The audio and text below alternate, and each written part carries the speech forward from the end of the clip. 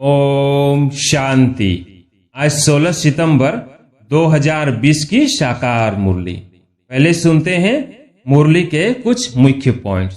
अभी बाप आए हैं सबके दुख हरकर सुख देने, तो बच्चों को भी कहते हैं तुम मेरे बने हो, किसको दुख नहीं देना।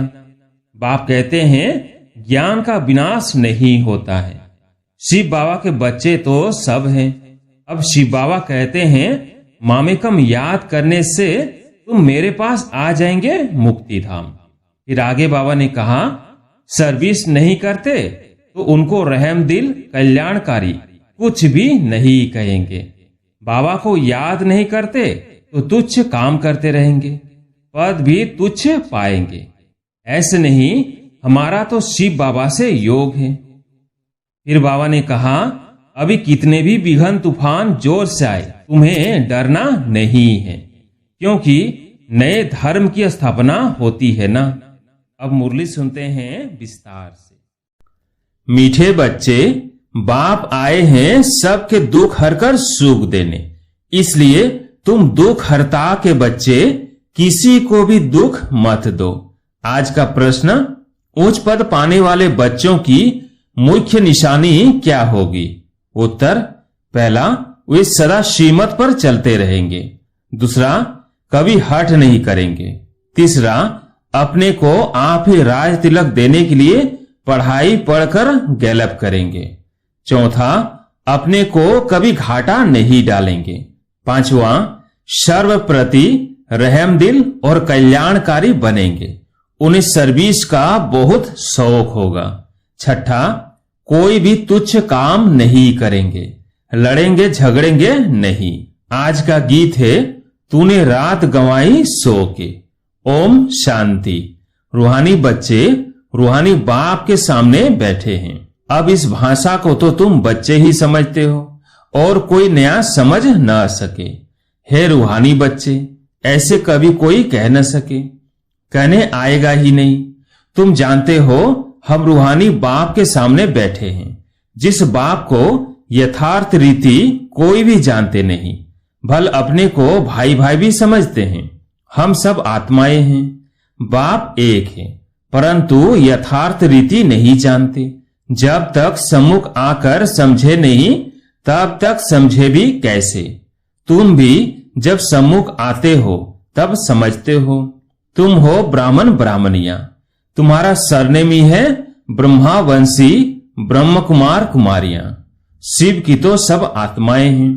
तुमको शिव कुमार व शिव कुमारी नहीं कहेंगे, यह अक्षर रॉन्ग हो जाता। कुमार हो तो कुमारी भी हो। शिव की सब आत्माएं हैं। कुमार कुमारी तब कहा जाता जब मनुष्य के बच्चे बनते हैं। शिव के बच्चे तो निराकारी आत्मा है ही। मूल वतन में सब आत्माएं ही रहती है, जिनको शालिग्राम कहा जाता है। यहाँ आते हैं तो फिर कुमार और कुमारियां बनते हैं जिस्मानी। वास्तव में तुम हो कुमार शिव बाबा के बच्चे। कुमारियां और कुमार तब बनते जब शरीर में आते हो। तुम बीके हो, इसलिए भाई बहन कहलाते हो। अभी इस समय तुमको नॉलेज मिली है। तुम जानते हो बाबा हमको पावन बनाकर ले जाएंगे। आत्मा जितना बाप को याद करेगी तो पवित्र बन जाएगी।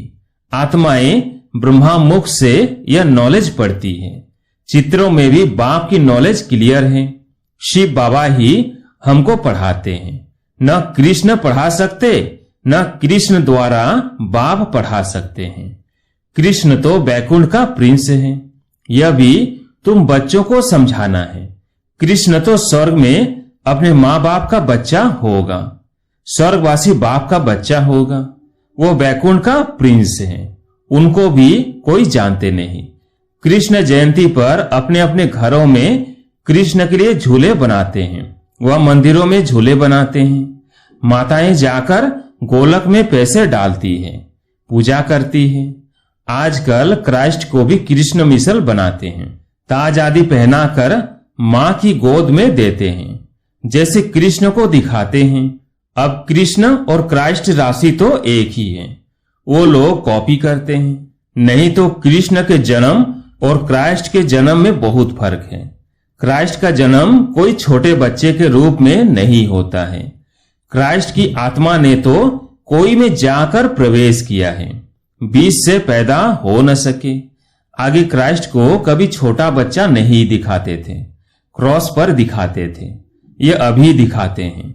बच्चे जानते हैं धर्म स्थापक को कोई ऐसे मार न सके, तो किसको मारा? जिसमें प्रवेश किया उनको दुख मिला। शतो प्रधान आत्मा को दुख कैसे मिल सकता? उसने क्या कर्म किए जो इतने दुख भोगे? आत्मा ही शतो प्रधान अवस्था में आती है, सबका हिसाब किताब चुकतू होता है। इस समय बाप सबको पावन बनाते हैं, वहां से शतो प्रधान आत्मा आकर दुख भोग न सके। आत्मा ही भोगती है ना। आत्मा शरीर में है तो दुख होता है। मुझे दर्द है, यह किसने कहा? इस शरीर में कोई रहने वाला है। वो कहते हैं परमात्मा अंदर है, तो ऐसे थोड़ी कहेंगे हमको दुख है। सर्व में परमात्मा विराजमान है तो परमात्मा कैसे दुख भोगेगा? यह आत्मा पुकारती है, हे परम पिता परमात्मा हमारे दुख हरो। पारलौकिक बाप को ही आत्मा पुकारती है। अभी तुम जानते हो बाप आया हुआ है, दुख हरने की युक्ति बता रहे हैं।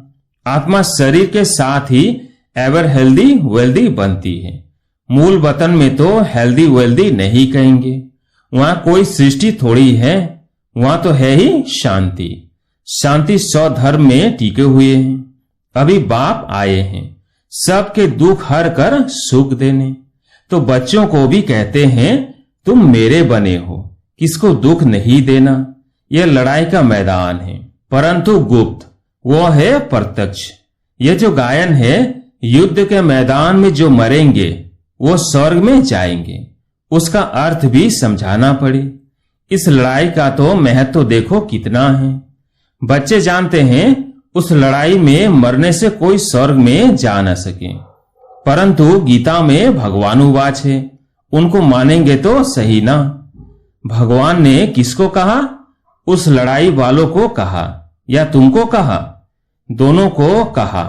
उन्हों को भी समझाया जाता है। अपने को आत्मा समझ बाप को याद करो, यह सर्विस भी करनी है।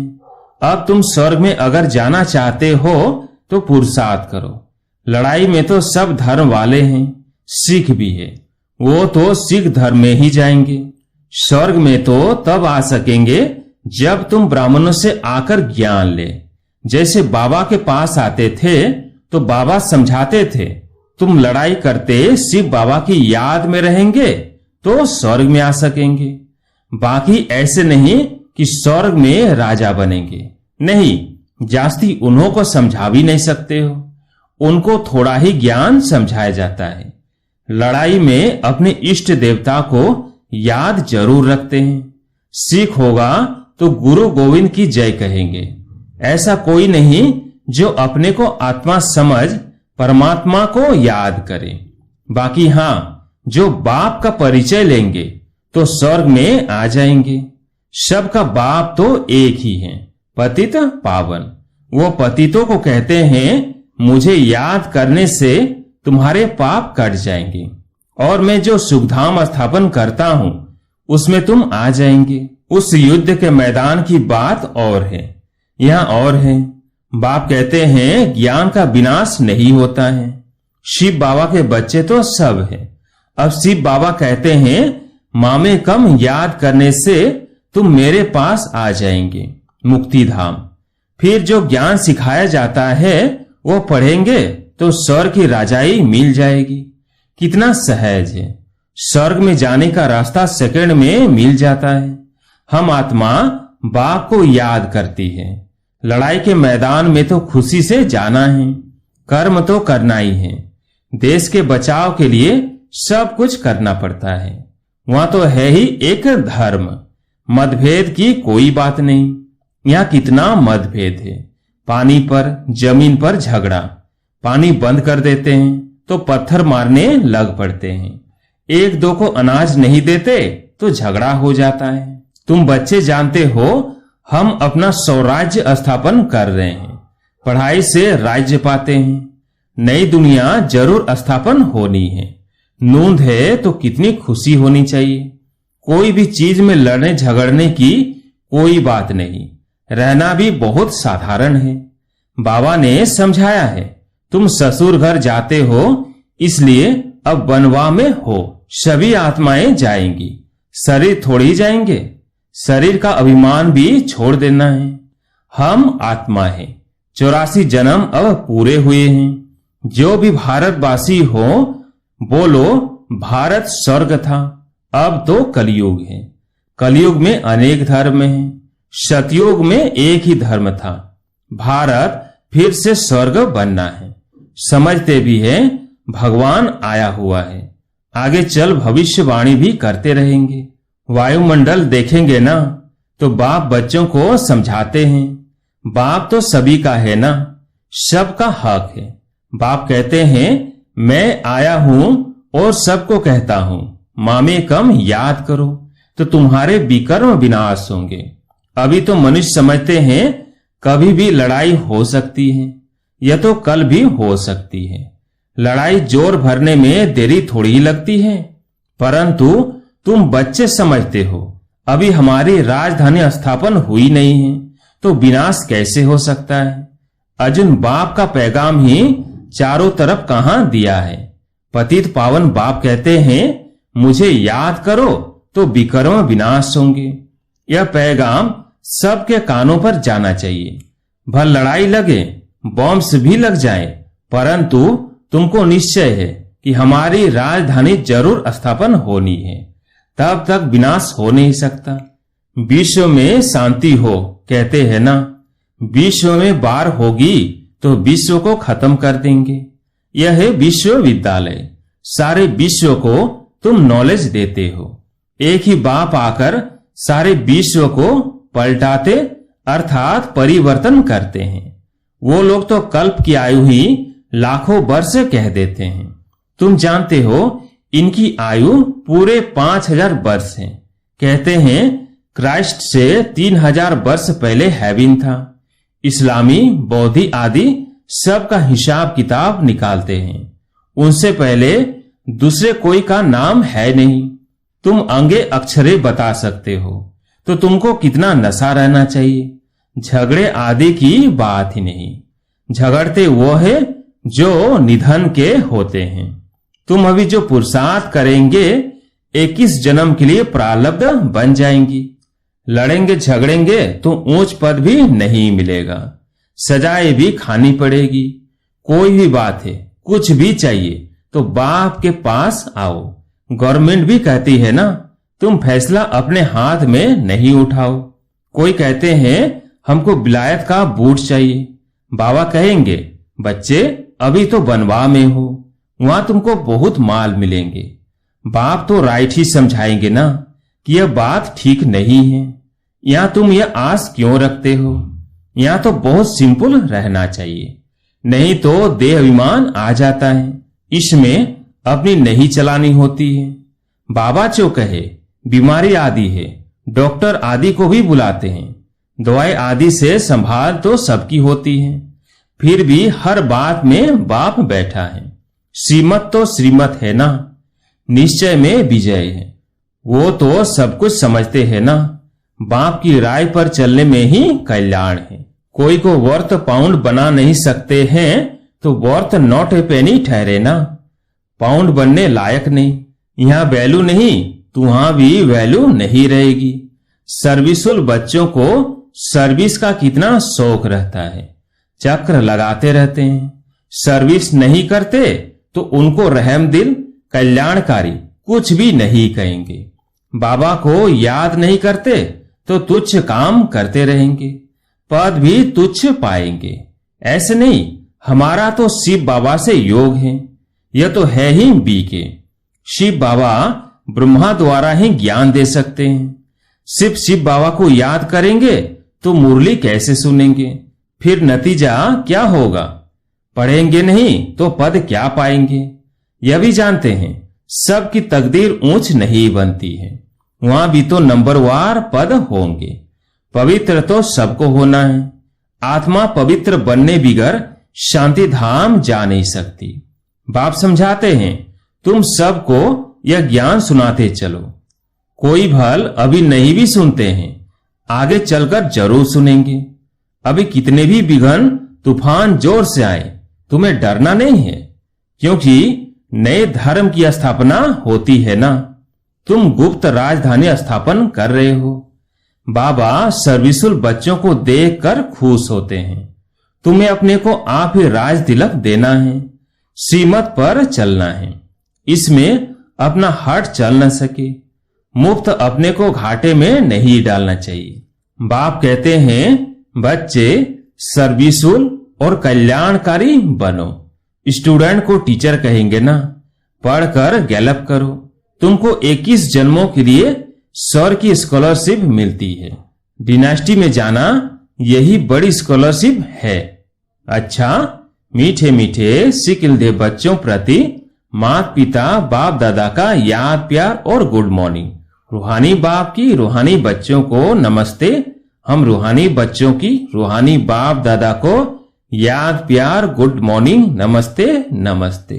धारणा के लिए मुख्य सार। पहला पॉइंट, संगम पर बहुत सिंपल साधारण रहना है, क्योंकि यह वनवा में रहने का समय है। यहाँ कोई भी आस नहीं रखनी है। कभी अपने हाथ में लौ नहीं लेना है। लड़ना झगड़ना नहीं है। दूसरा पॉइंट, विनाश के पहले नई राजधानी स्थापन करने के लिए सबको बाप का पैगाम देना है कि बाप कहते हैं मुझे याद करो तो विकर्म विनाश हो और तुम पावन बनो। आज प्यारे मीठे बाबा का वरदान। बाप द्वारा सफलता का तिलक प्राप्त करने वाले सदा आज्ञाकारी दिल तख्त नशीन भव। बाप द्वारा सफलता का तिलक प्राप्त करने वाले सदा आज्ञाकारी दिल तख्त नशीन भव। भाग्य विधाता बाप रोज अमृत वेले अपने आज्ञाकारी बच्चों को सफलता का तिलक लगाते हैं। आज्ञाकारी ब्राह्मण बच्चे कभी मेहनत व मुश्किल सब से तो क्या संकल्प में भी नहीं ला सकते हैं। वह सहज योगी बन जाते हैं। इसलिए कभी भी दिल शिकस्त नहीं बनो, लेकिन सदा दिल तख्त नशीन बनो। रहम दिल बनो। अहम भाव और वहम भाव को समाप्त करो। आज का स्लोगन, विश्व परिवर्तन की डेट नहीं सोचो, स्वयं के परिवर्तन की घड़ी निश्चित करो। विश्व परिवर्तन की डेट नहीं सोचो, स्वयं के परिवर्तन की घड़ी निश्चित करो। अच्छा।